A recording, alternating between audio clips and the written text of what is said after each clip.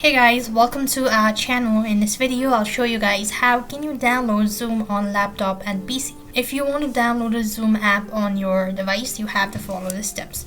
So it's a very simple procedure. Make sure to watch this video right till the end. First of all, you want to open up a browser and type in Zoom download on the search box. And when you come to this page, click on the first link that comes and you'll be taken to this page. Here what you want to do is scroll down a bit and you want to select which version you want to download.